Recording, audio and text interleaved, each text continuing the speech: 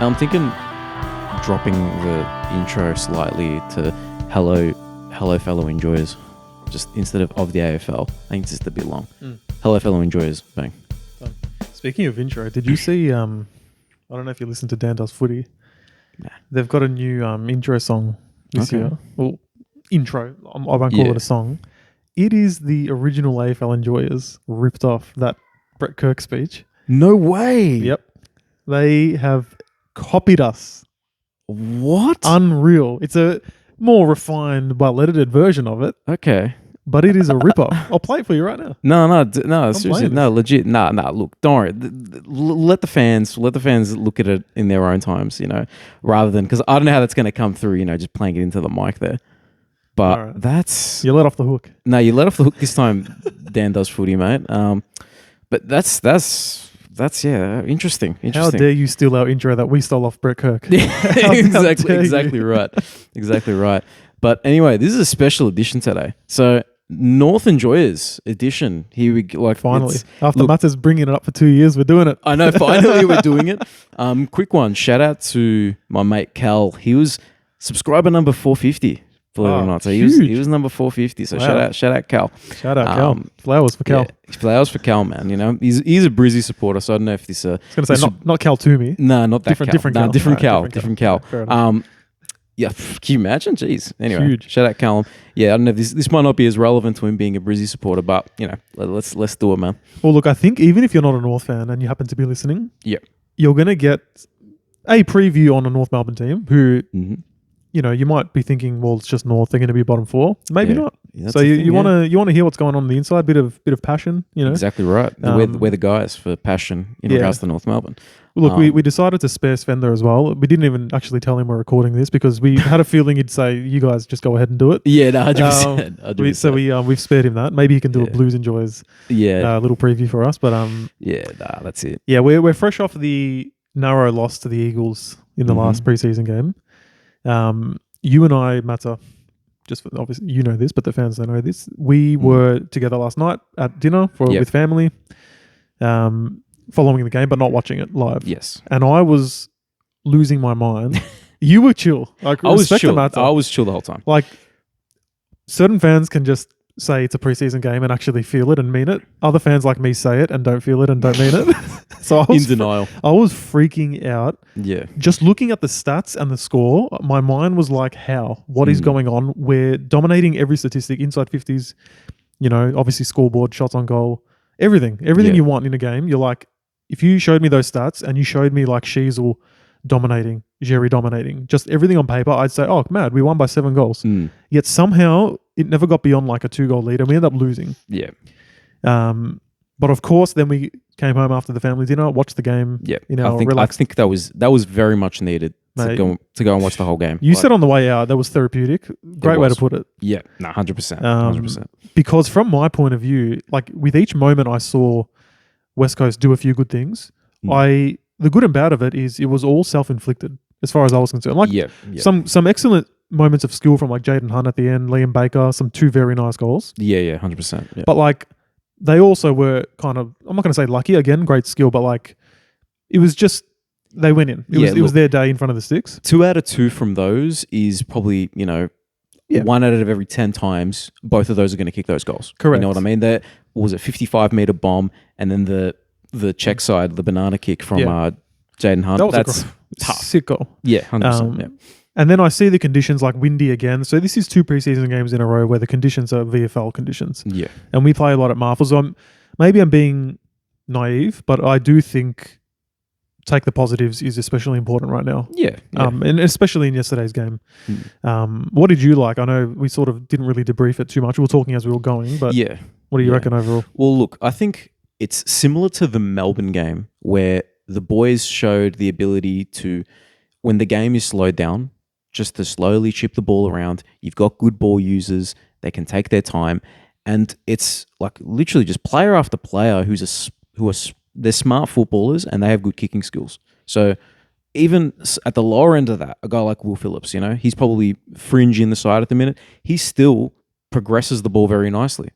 Tom Powell, and then the better ones, Sheasel, McKercher, Finn O'Sullivan, Caleb Daniel, that movement of the footy, driving the car is what they're doing. And I don't know who said it. You're big on this. You're big on this. I'm big on driving the car. Someone said it in the preseason, and I was trying so hard to find the video of who said it. But Clarko's message is to the boys: drive the car. Drive the car. Take control. You know what I mean? You don't need to rush through things. You know what I mean? We're slowly. We're driving. Check your rear views. Check your sides. Exactly right. Yeah. Exactly right. So like that. That was probably one of the big positives for me. Do you want to talk about Finn O'Sullivan a little bit? Yeah. Exciting one. I mean, he moved to halfback in the last quarter. Yep. And took some intercept marks. And the whole thing on him is aerobic capacity, like genuine talent. Yes. But also his marking for his size has always been like he's really good at that. Mm-hmm. And you see it no matter where he plays. Like if the ball's there for him to take it, he's got sticky hands and he can 100% catch it at the highest point. But doing that off halfback, where North's had really good success with the youngsters, Sheasel, McKercher, really the only two, but recently that's incredible outcome. Yeah, it feels like that's the apprenticeship, Yeah. First year, high draft pick, halfback. Yeah. And I think with him, there was a moment right at the start. I think it was I'm pretty sure it was in the first quarter, where he has the ball under a bit of duress, couple side steps, kicks it on his left to a target, and all of a sudden opens up the play. It was like off a step, off balance. Yeah, I remember it. Exactly right. That just shows the quality of this young player. And I think all the North fans who were talking about, we got another midfielder. What are we doing? We should have traded back and got Tauru, whatever it was. Like, I think you got to take an L on that one. Finn O'Sullivan is a gun. And we're seeing it already. He's not just an inside mid. He can play the wing. He can play the flanks. And I think in the defense specifically, it's the perfect mixture of a guy who can use the footy and has the physical traits to defend. Because last year, we were running with Colby and Zach Fisher.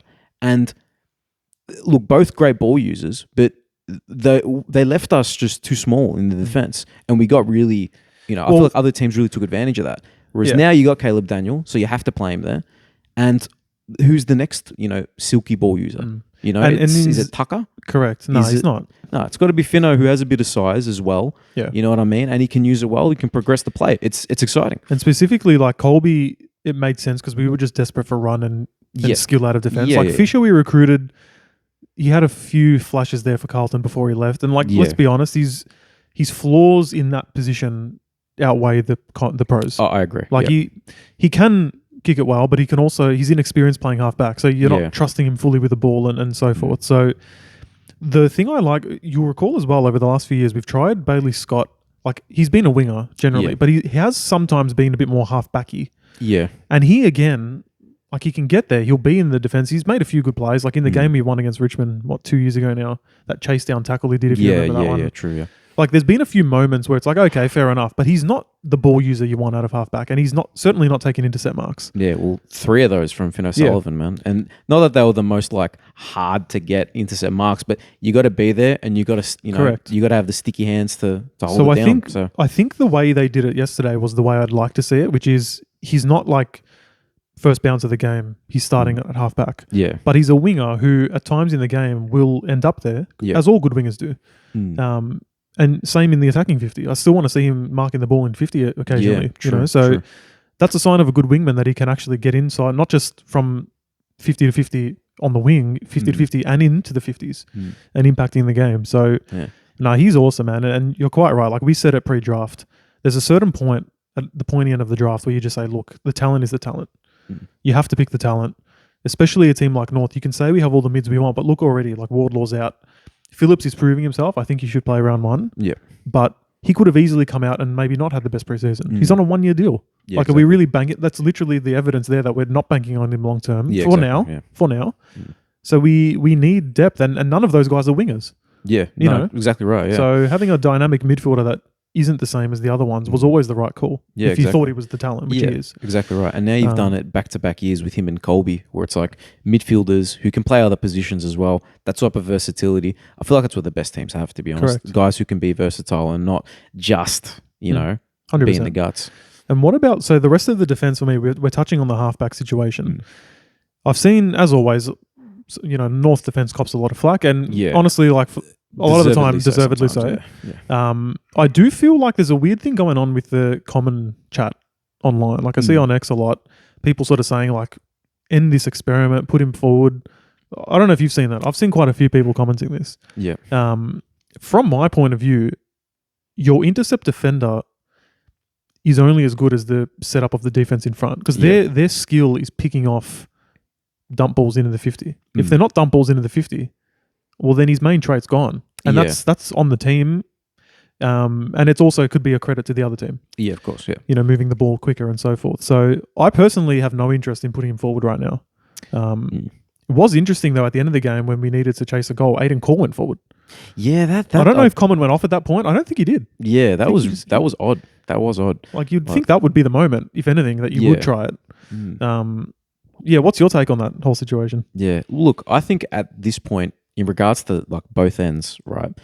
I think when you bring in Darling, it's obvious that you need to play him, and I think he made it obvious that he needs to play with the amount of marks he was taking. Good. The tackling, like the finishing wasn't there, which was unfortunate. That could, if it was a 3-goal, however many tackles, however many marks it was, I don't have the stats in front of me. Like based on the eye test, it would have been, excellent, right? Yeah. So very happy for him to take the hits, to be the second ruck up forward. And Comben, just again, more continuity with his body. I don't think we can all of a sudden just say, put him forward and, watch him play 22 games. He's not really ready for it, to be honest with you. I think he needs the time to, get those reps in still. Because how many games has he played? Like what, 20 games?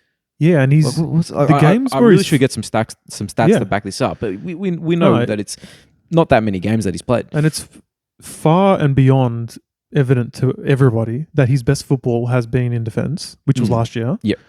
And when he has gone forward, I mean, that one game against Carlton where he had three at halftime or something, he was on a mismatch in all those situations and punished them. Like, he had a good spurt there, like damaging, but every other time he's played forward, he has not been good. He's learning it. Yeah, I think he was playing on like Lockie Cowan or something. Yeah. You know what I mean? He had a massive mismatch and he punished them rightfully so. But you mean to tell me if Wadering takes him or any of the first or second defenders of most teams, he's punishing them? Yeah, I don't think so, mate. Not happening.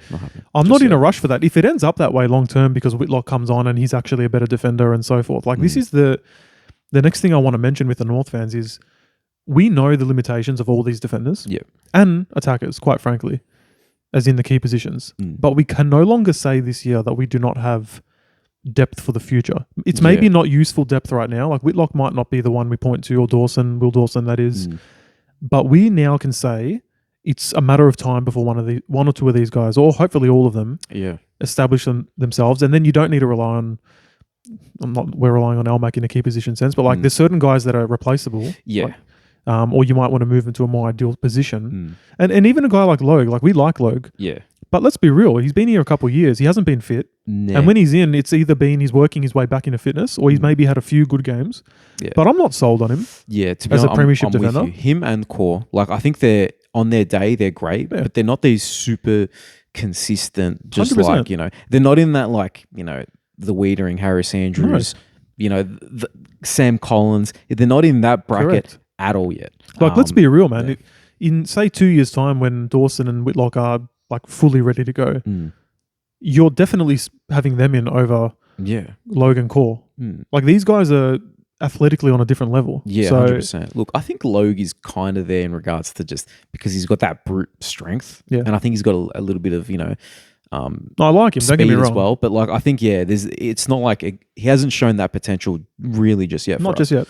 But again, though, all these years North has been terrible. I've been saying you cannot blame the last line of defense for the overall result of the game. Like, say we lose by 70.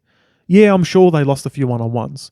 But how many defenders in the league can receive an onslaught of 20 more inside 50s against one-on-ones and look good? Only a few defenders in the whole league will come out of that with their chin up, like a Harry Andrews or a Wader and so forth. Look at Darcy Moore last year. Everyone's gone cold on him. He's a premiership captain. Yeah, exactly. And a great player overall, but he was left for dead last year with Collingwood not being as good and defending poorly, and he looked shit. Yeah, exactly. They couldn't replace, was it Nathan Murphy? Correct. Yeah, exactly. Just didn't work out for him. I'm hot this year on North defending transition better so that those guys can actually look a lot better. Yeah, true. Case in point, that Collingwood game last year in the first half, we looked incredible. No one's talking about the defence then because why? The defence was well structured and they had time. So I'm not. Basically, what I'm saying is, as it goes with last game and even last week against Melbourne, I'm not roasting the last line as much as I'm roasting the entire team's defense. Yeah. That's where I'm at right now. In saying that, the improvement is very clear for me. Your Dawsons and Whitlocks, but you can't rush it. They're young and they're key position. Right. So no, you want to give them the opportunity to succeed. You need to set them up for success, as they say. 100%. So yeah, but look, another guy that you failed to mention is another key position young guy, Finbar Maley. Yeah. In saying that, like he's someone that we've talked about a bit, a bit more in the intra club games is where he was shining, but the marking ability of that kid is insane. So if he can get the kicking down pat, all of a sudden it's like there's a lot of options, like Larky, Darling will go in a few years or whatever, but Finbar Maley, Whitlock, Comben, what was the other one you mentioned? Dawson, heaps of them, man. There's plenty of options there. And even the unicorn, Taylor Goad, so all of a sudden, there's, the tools aren't looking so bad. Well, and that's my greater point is we can no longer say like we look to the draft and say, geez, when are we going to draft a key position? We've got more than most teams do in terms of options. Now, they're unproven, they're young, they may not all work out fine, but like we can't look at the list anymore and say it's massively imbalanced. Yeah, 100%. In terms of who we have behind the more established guys as a development piece. You've got your ruckman, your key position, like we're saying. Funnily enough, we're saying like, look at all the midfield depth. It's true, but it pretty quickly now with Wardlaw out becomes, Parker or Simpkin are out. Yeah. It's like, okay, it's kind of like Wilfield has to be good. Exactly, yeah. And then it's about it. You're trusting a rookie, Luke Urquhart. So like the depth in the midfield's good as far as I'm concerned.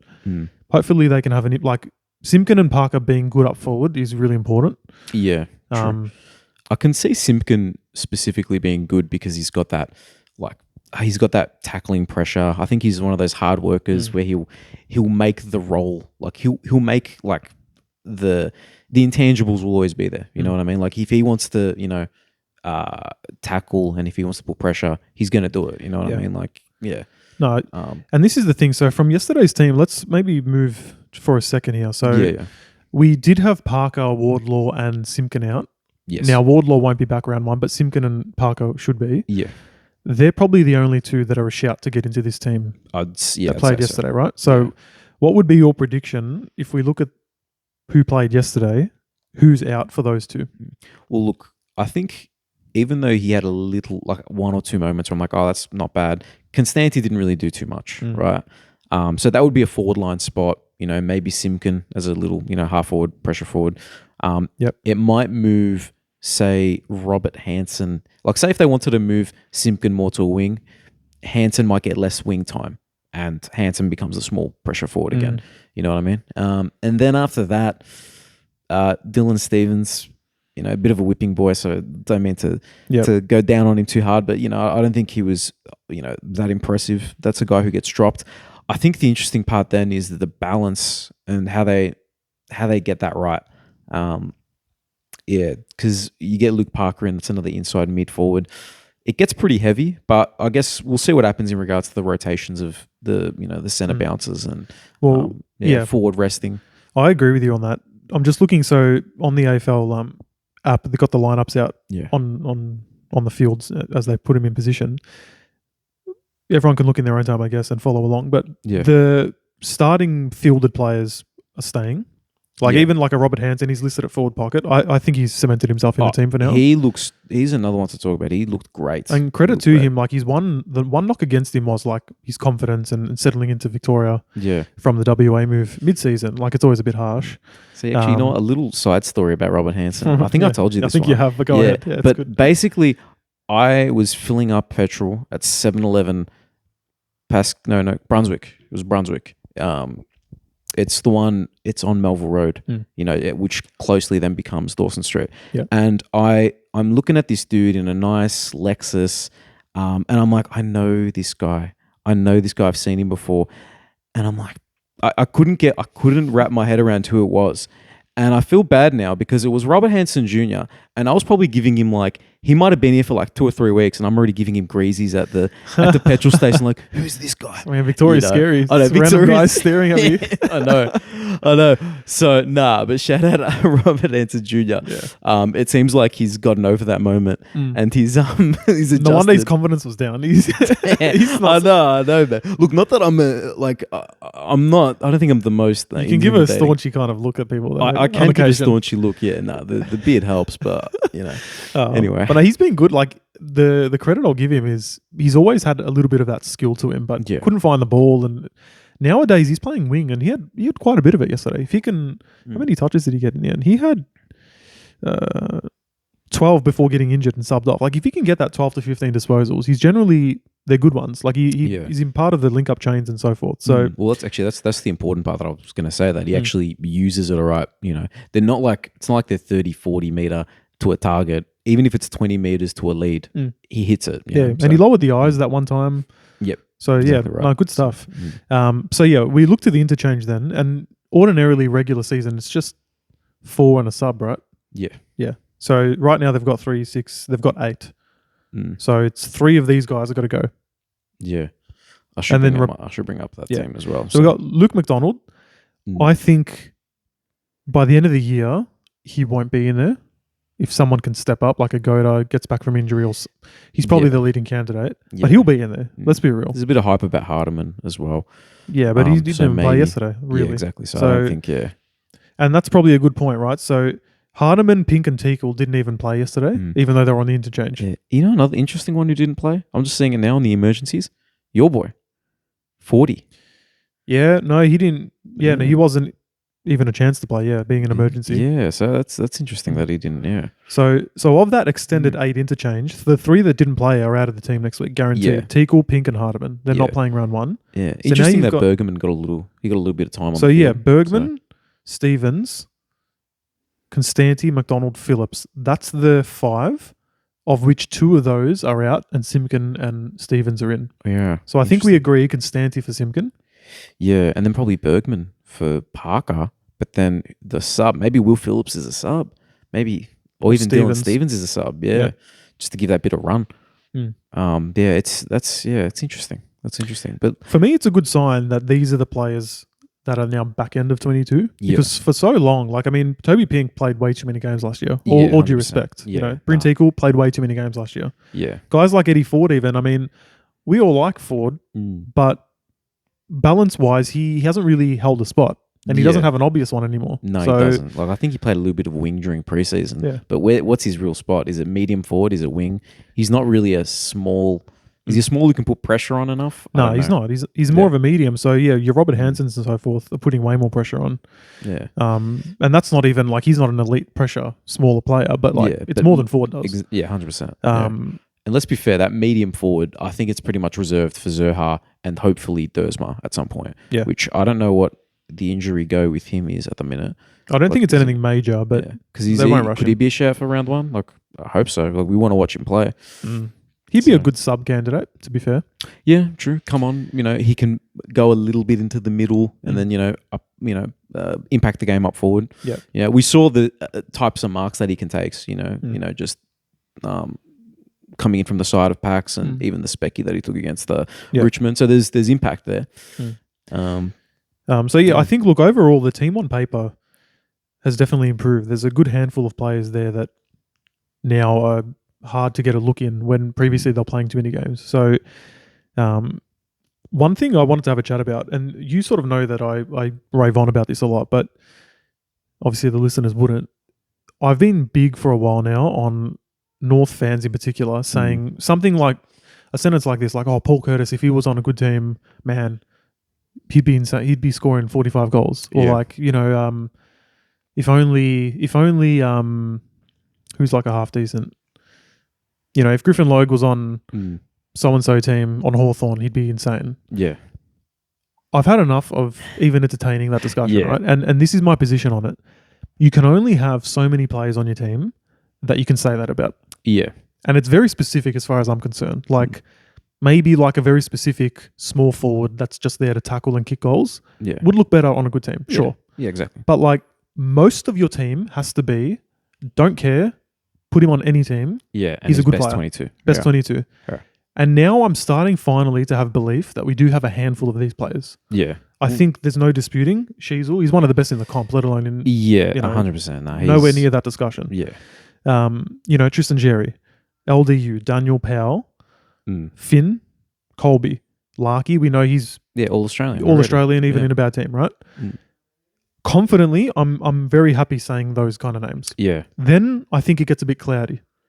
So you're looking Fair. at guys like Zerha. He's the classic one, actually. Yeah. If Zerha was on Brisbane, he'd be unstoppable. Yeah, exactly. Yeah. But at a certain point, Cam Zerha needs to make us unstoppable. Exactly. Before right, we yeah. get good enough, hopefully we do, where like we're carrying him. He's the one that signed the big deal. Exactly. You have to right, carry us, mate. So Yeah. that's sort of my thing now is like those handful of players are going to carry us. And they did yesterday and we still lost. And that was part of the thing that annoyed me.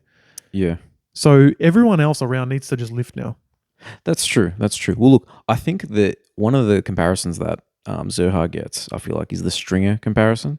Stringer in a bad team last year for Essendon still kicked 40 goals or something, right? Correct. You know what I mean? So, like, why hasn't Zerha had that type of season for us yet? Is it because he moves a bit too much? You know, does he go into the midfield a bit more and he doesn't really settle in the forward line? I don't know exactly what the answer is. Yeah. But we've seen him at his mercurial best. It really should, like, I think it's just the consistency with him now that I think about it, because it's like you have these moments where it's just like best player on the field, and then the next week it's, you know. Well, and the not- thing is, yeah. and you could say, look, obviously we're not supplying. So it's not an untruth what I was saying before. That statement North fans give. All I'm saying is the time has to come where you're the one causing the team to be good, not just waiting for it to get good to benefit from it. Yeah. So as far as Cam Zerha goes, I mean, his name's the Bull for a reason. When he burst on the scene, the one thing I remember, I can still in my head, this is what I'm expecting from him all the time, is just ramming into people. Yeah. Like, it's a very fitting nickname for what he can do. But 100%, yeah. if we're being real, was he, for a large part of last season, doing that? A couple games. Yeah. He doesn't exactly do that anymore. He started off as more like a powerful, smaller forward, small mid, that was just lining people up from 20 meters away. Yeah. And just, they remember he was there, sort of thing. He needs to get back to that. You know? Look, I think hopefully, say if he's watching Darling do that and he's watching, other smalls do that, hopefully that sort of kicks him into gear to be like, hey, I've got to bring my end of the bargain as well. Because I'm a good tackler too. Mate, there's some weight to throw around in that forward line now. You think of Parker being there. Simpkin always goes in hard for his weight and size. Zerha, Darling. The ball should be coming out of there and the defenders will know that they've been under pressure and they've been slammed as soon as they've gotten rid of it. Yeah. Or while they're trying to get rid of it. Yeah. So there's no excuse. That's what I'm also big on now is like, yes, defending the transition, but like I said, the defense starts from up the field. Yeah. There's some big ass bodies up there now. Yeah, and players who tackle as well, not just lumbering big men. So I want to see that as well. Like next week against the Dogs, whoever they're playing back there needs to have a hard time. Bailey Dale's got to be scared every time he kicks the ball. You know, what's his name? Fraser. Who else they got? Bramble. All those guys. They got to be scared as soon as they get the ball. Lob. Make them work for it, Yeah, 100%. Whereas last year they're running it out. And I think like a guy like Eddie Ford, we like him, but I wouldn't have confidence he'd be doing that. Yeah, no, that's fair. That's fair. I agree. Handful of like a Bryn Teakle or a Toby Pink, not doing that. Yeah. So this is why these guys are there, obviously to help with our attack itself, but like the defensive part of that forward 50 clearly looks better to me now, even just physically. Whether they do it, who knows? Yeah, but true. Actually, I just had a thought in my head, right? Because I'm thinking like how Simpkins playing, he's being touted as playing in the forward line, and we saw how like dominant he can be in games, like in the All-Stars game, the Aboriginal game versus All-Stars. But I think if you look at over at GWS, right, and you look at a midfielder who became a forward and is one of the most impactful forwards in the game, right? Toby Green. Tobias Green.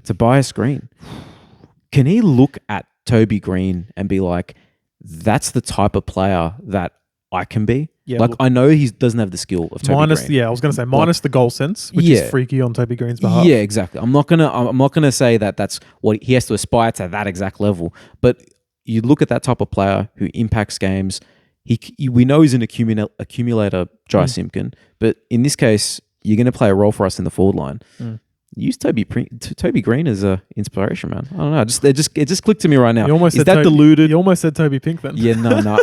I had to take that back. Take it back. No, look, yeah. I think in terms of leadership from the forward line and just the general way of going about it, absolutely. Yeah. Toby Green, obviously, like he's kicking goals without even looking at the goals. Yeah, so no, he's ridiculous. that's a different level. I have zero expectation of that. But like, if we're talking 20 good touches of the ball, handful of tackles and a goal, why not? Yeah. A couple goal assists here and there. Because I think Simpkin's not a bad user of the footy. I feel like he looks worse when he plays in the midfield because we just get the ball and hack it forward half the time. Well, that's I'm glad you brought that up because Yeah. you sort of mentioned before and I didn't say it then, but the whole drive the car thing.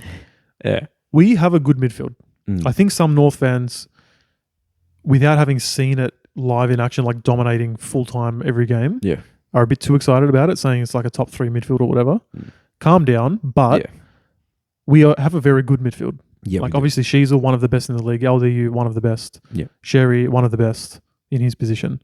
And then you throw in, Wardlaw, Parker, Powell, whoever you want. Like it's a solid, sound midfield. Yeah. However, there's too many times in games where we win the contested ball, we do the hard bit, and then it's a hat kick forward. Yeah. LDU's kind of the king of it. To be No honest with looking. you. But then there's other times where he weaves and lowers the eyes and looks good. So Yeah, like, of course. it's True. possible, but there's obviously a sense of panic in a bad team. Yeah.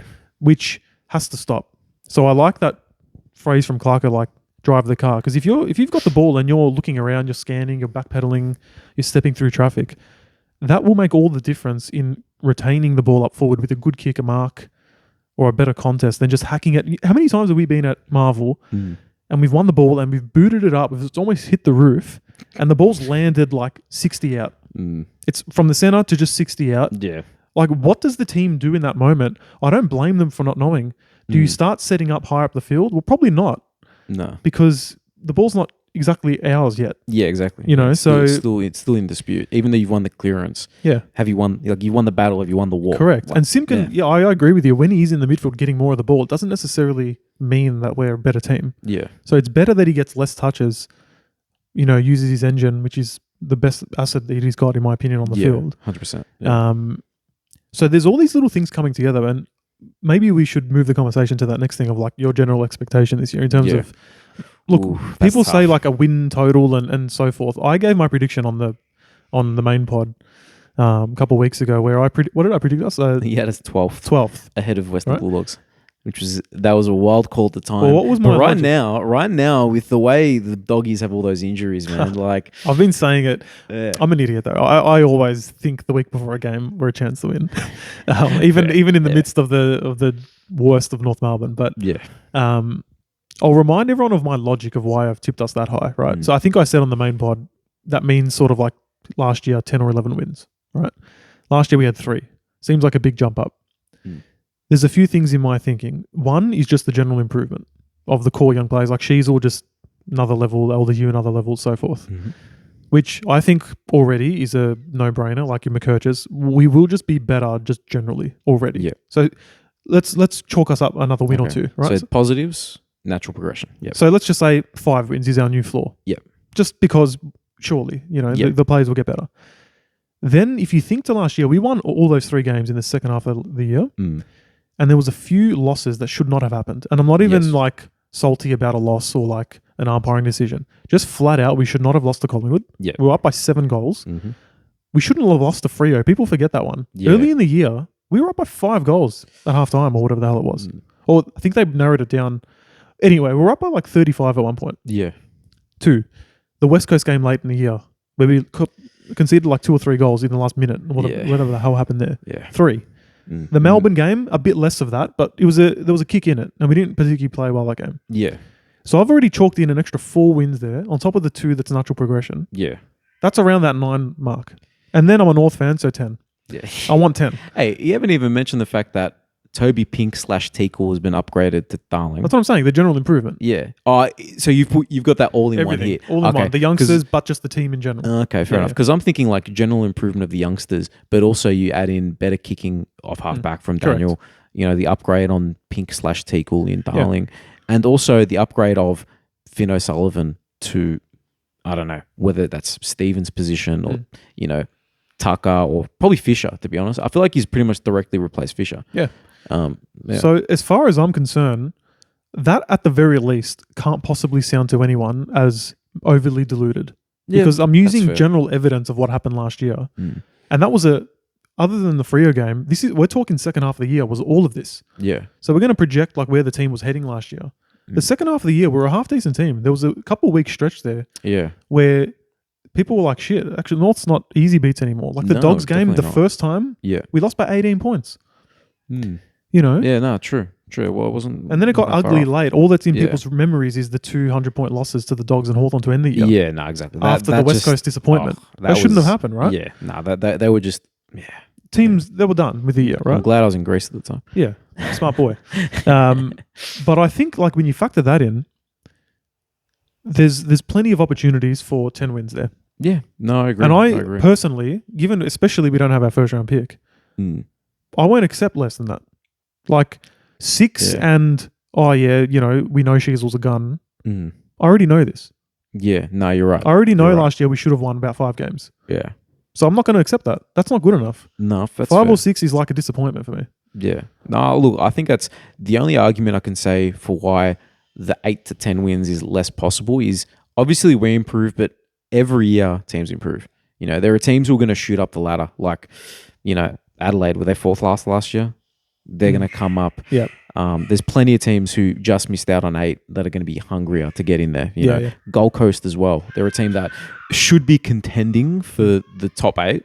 Freo, again, another team who should be contending for the top 8. Yeah, it's a lot of, obviously a lot of hope. Yeah, don't get me wrong. Yeah, and a lot that's why predicting the ladder is so hard because you look at the best case for every team and everyone's got reason to be optimistic, generally speaking. Yeah. So I get it. Not to mention too, like the reality is things finally behind the scenes have been stable for a while now, especially with Clarko. Yeah. And generally these teams that rebuild through the draft do it tough for many years like we do. Like think of Brisbane, you know, launching up suddenly. Like they were just the whipping boys for years and then all of a sudden they weren't. Yeah, and then the more direct, you know, last year the Hawks as well. Yeah. I want to see like how many times do we verse Richmond next year? So 1. Chalking up a few. Yeah, no. So we verse Richmond twice, right? So hopefully 2 there. Yeah. How many times did we verse West Coast? I think only once West Coast, only once against the Saints by the look of it as well. But look, there's 2 wins against Richmond. You know, maybe another one against the West Coast. Well, West Coast at hands oval again, so I don't know, maybe not. Speaking of the Saints, like we haven't beaten them in years, but we're a better team. Even in our worst moments, generally they haven't put us away. They've been kind of the games we were half a chance. You know, we're still kind of in it at halftime, not getting whooped. Yeah. You know, so even George won't like us saying this, but like the last couple of times we played Carlton, no, you're not wrong. Hey. We've had a depleted backline and we've given them half a game. They're not like Good Friday this year, assuming fitness. Why not? Yeah. Last year wasn't so bad. Curnow and Mackay did the business when it mattered, but like, okay. Sherry versus DeConey. We gave him a few problems. Sherry's more physical, you know. He might win that ruck battle. We gave him a few. All I'm saying is like, there was so many games last year where we did not get whooped at all. Yeah. You know, the teams that do have their way with us, generally like your Geelongs and so forth, your Brisbanes, I'm not expecting to beat those teams. Nah. I'm talking about everyone else that's sort of in that 6 to 18 range. On a good day, we no longer should be thinking, oh, we're not a chance. Why? Yeah. Well, look, we have to be. Even first round against the Dogs, like with all the injuries that they have, here's an opportunity to pounce, right? Have to. Melbourne round 2.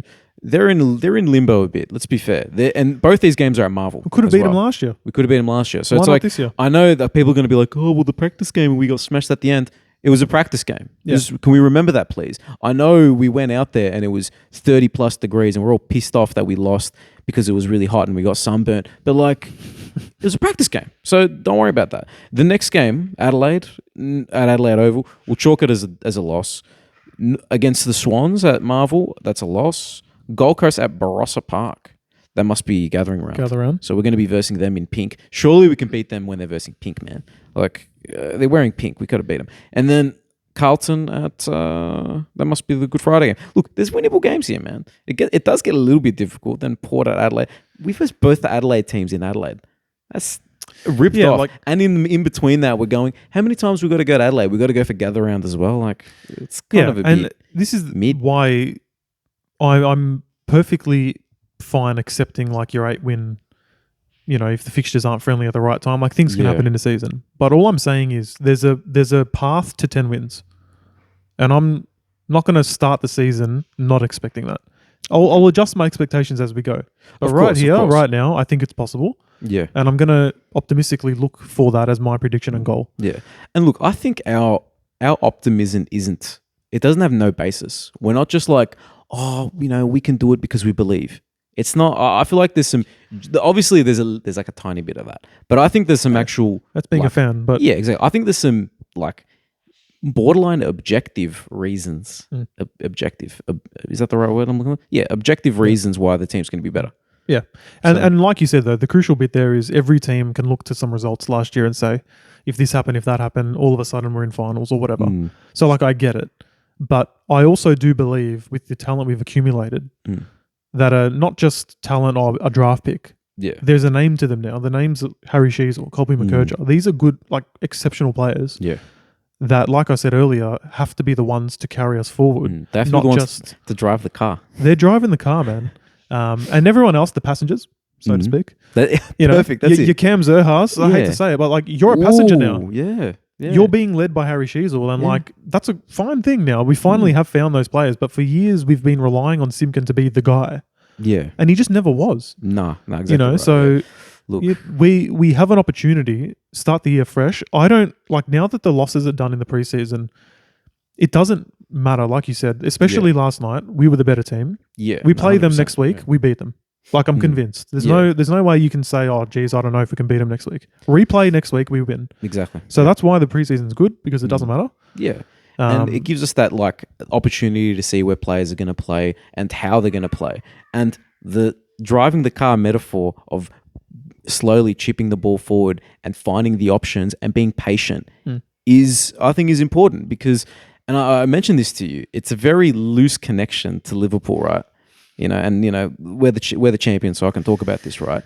But we went from, heavy metal football, of Klopp and just forward at any moment, and it worked because we had talent, right? North couldn't do that. They can't just bang it forward because the talent's not there. You can't just expect that to work. Whereas now, under Arne Slot, Clarko, we're driving the car. We're possessing the footy. We're using it smartly. We're calm about things. We're putting the indicators on. You know what I mean? Well, I love where you're going there. Well, Xavier Clark did the post-match presser last night, and he sort of said the key thing for us this year is finding the balance of moving it quickly, but also knowing when not to. Yeah. And I think like ultimately that's the challenge because we've shown now we can move the ball in patches. Like you mentioned it earlier. There was times yesterday where it's like Daniel to Powell, handball to Phillips, kick in the middle to Sheasel, handball to LDU, it's in the 50. And you're looking at that chain like shit. And then it's McKercher the next time. Yeah. Like these young kids can move the ball. They can play. They're very good. But then there's times where you're like, why'd you go then Colby? You know what I mean? Yeah. There's always going to be those moments and mistakes, but like that has to just be just that, a mistake, a moment, not exactly learning a experience. stretch of the game where that's all we're doing. Exactly. Yeah. No, you got to pick up on mistakes quickly. Yeah. In sport, I feel like so, especially when you're a young player, you got to pick it up quickly if you want to see immediate improvement, which we want to see. We want the boys to drive the standards and to drive the car. That's it, man. We're doing a lot of driving this year, so. Hey. Anything you want to bring up? Anything else? Like that's, I'm happy there. I've gone off the rails a couple of times as I do. Oh, same, 100%. But all I will say, like if you're a North fan listening to this, please come round 1, round 2. Let's start the year with the best possible crowds we can get. Yep. G up the boys. And who knows if we were in round 1, round 2, our first official home game.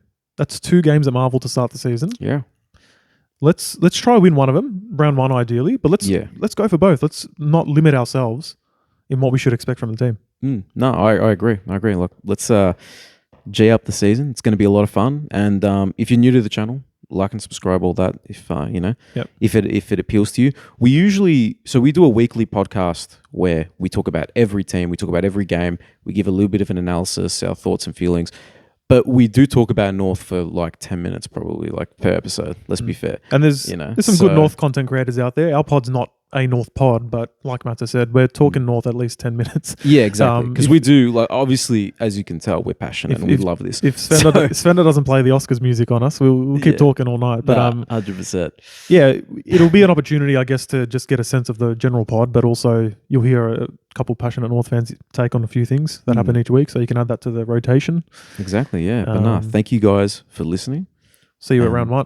Oh man, we're not going to rant about opening round. I'll see you in 2 weeks. Yeah, see you in 2 weeks. Yeah, when the official season starts. You know, so they hate us, mate. They hate us. Yeah, they do. Anyway, thank you guys for listening. Cheers. See ya.